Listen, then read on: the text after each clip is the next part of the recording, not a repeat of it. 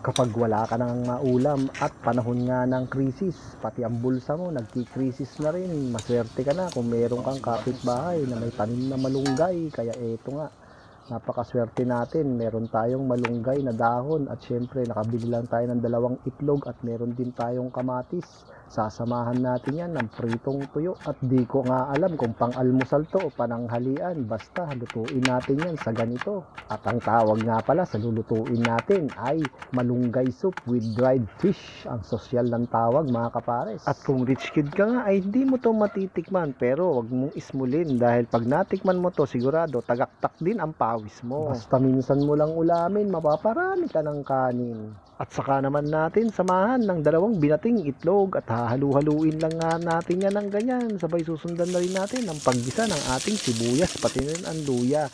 At sunod na rin natin yung kamatis at halu-haluin lang natin yan hanggang sa lumambot ng ganito. At saka mo naman buhusan ng malinis na tubig. Depende na lang sa'yo kung gaano karaming sabaw ang gusto mo. Sabay budburan na natin ang pamintang durog at naglagay na rin tayo ng patis. Sinamahan ko rin yan ng chicken cube. At pagkakulo nga lang ay nilagay ko na yung ating 2 binating itlog at saka natin yan halu-haluin. At sunod nating ilagay yung ating dahon ng malunggay at napakabilis nga lang yung maluto. At pakukuluin lang natin yan ng ganyan at tignan nyo naman mga kapares, luto na ang ating pangkrisis na ulam. Ano pang hinihintay natin? Mangantayon.